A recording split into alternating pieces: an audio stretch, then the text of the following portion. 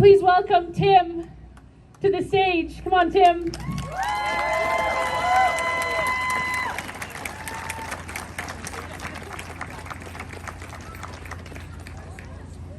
I think she should run for office. I'd vote for her. We need more candidates like that. Well, like she said, my name is Tim Moen. I am a firefighter paramedic, and I'm here representing the group Fight For The Frontline. And you can go to our website. Actually, if you go there right now, frontline.com, fightforfrontline.com. Sign up to support us. I've got some exciting news to announce at the end of my little talk here. But we are a group of firefighters from across the province that is fighting this AHS mandate. We are mounting a constitutional challenge. Our mission is to get AHS to repeal this mandate. And so our lawsuit favors all AHS frontline workers who are affected by the mandate. So we're fighting for the freedom of thousands of frontline workers right now. And so if you're a frontline worker, you can actually go to our website and you can sign up and say that you need help, that your job is being threatened. We'll add you to our lawsuit, and we'll keep you informed about how our lawsuit is proceeding. So I encourage you to go there right now. And I should say this, our group is not anti-vaccine. In fact, many of us, including me, are fully vaccinated against COVID. Our group is one thing, we are anti-coercion. That's what we're unified in fighting against. Our members are willing to make a concession. We're saying we will get tested regularly to show you, to prove to you that we are safe to come to work. Now, I've been vaccinated for about 10 months now. My immunity is surely waning by now. I have other co-workers and colleagues who are getting COVID, even fully vaccinated. And you can't tell me that I'm safer for work than my colleague over there, Ian, who is willing to get tested and have a piece of paper showing that he's safe. This is not about safety. This is about control and compliance. Now, I want to first disclaim that our group in no way represents our unions. We actually discourage the employment action being taken against our frontline workers. They currently do not. We recognize that you can simultaneously be both pro-vaccine and anti-coercion. They currently do not. But I'm not here to name or shame our unions or our co-workers. In fact, one of my best friends is on the union executive. There's some excellent people that have good hearts on those unions.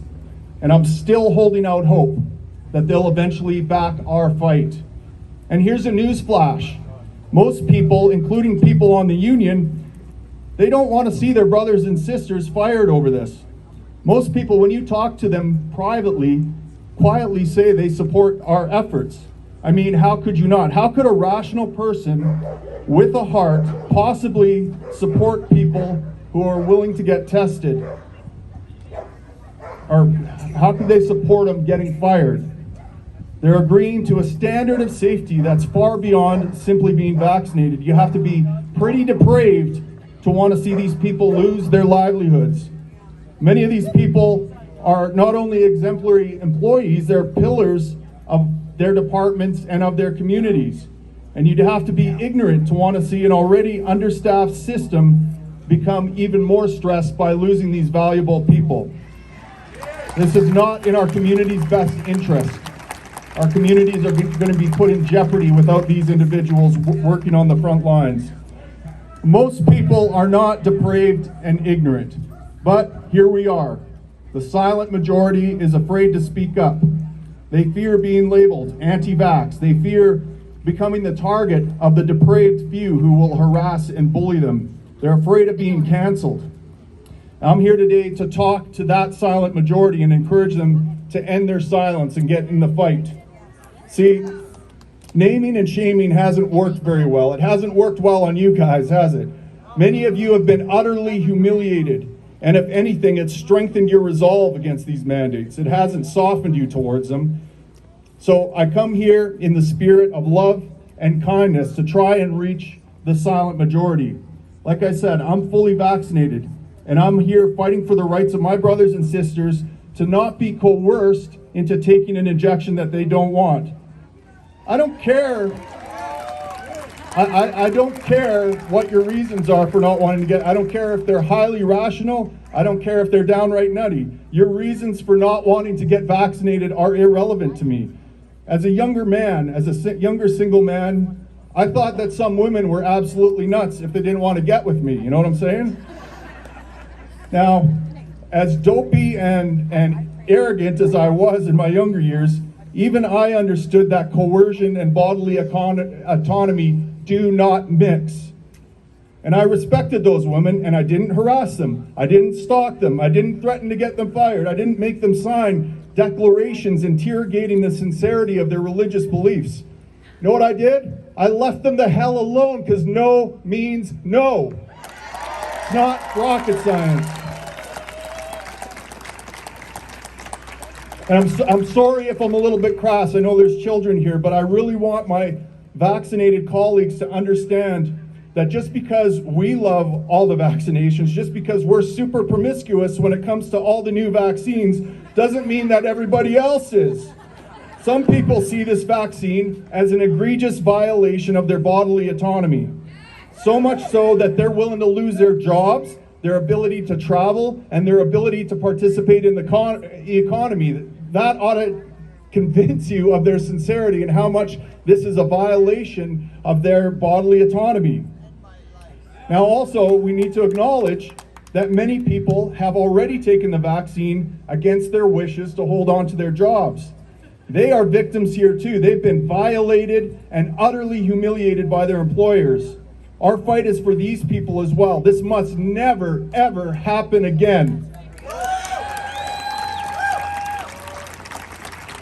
And make no mistake, this fight isn't about the safety or efficacy of the vaccine. This fight isn't about scientific facts. This fight isn't a fight between pro-vax and anti-vaxxers.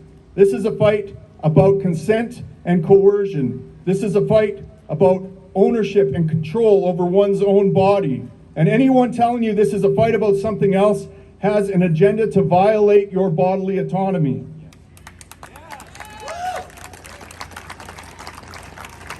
History is divided into good guys and bad guys. But here's the problem. See, bad guys throughout history never thought that they were bad. They always seemed to be people who thought they were doing the right thing for the greater good.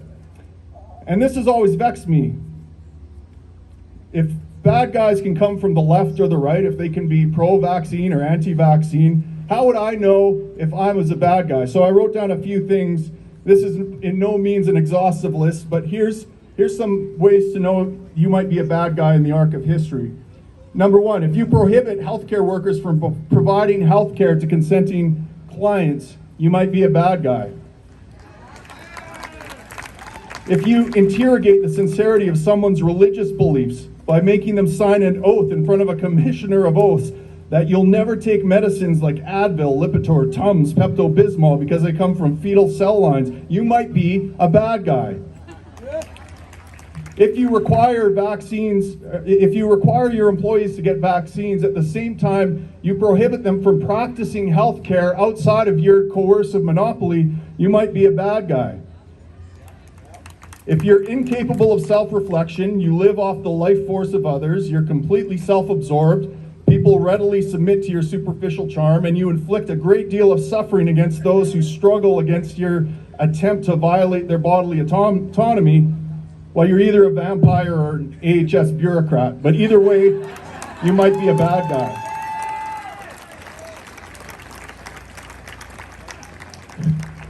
Bad guys are always authoritarian and they always use coercion. They don't mind cracking skulls in the name of the greater good. That's how I know we aren't the bad guys. We're the good guys and we're gonna win. And the winning is just starting, guys. The winning is just starting, okay? My message here today is that you're not alone. The silent majority is waking up. People like me are waking up. All it takes is a simple conversation with a coworker who's facing job loss to wake people up. None of us want to see you guys lose your jobs and your livelihoods. None of us want to see you marginalized or ostracized from society. None of us want to see this caste system where you're branded the untouchables and sent to scurry off in the shadows, unable to take your kids to sports and participate fully in life as a Canadian. No, the majority of people, I don't believe for a second that they want to see that, and they're going to start fighting for you. And the winning is just started. They already pushed the deadline back 4 weeks with the AHS. They're playing chicken with the wrong people. They just swerved, and we're going to make them keep swerving. Now, the other big announcement I have, and this is just hot off the press, is that we have been made an offer from the Democracy Fund, which is affiliated with Rebel Media and Ezra Levant. They're fully funding our legal action.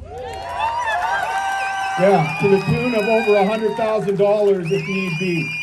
So we're taking this thing all the way. We're never going to let this happen again. They mobilized a group of firefighters who run into burning buildings for a living. They mess with the wrong people.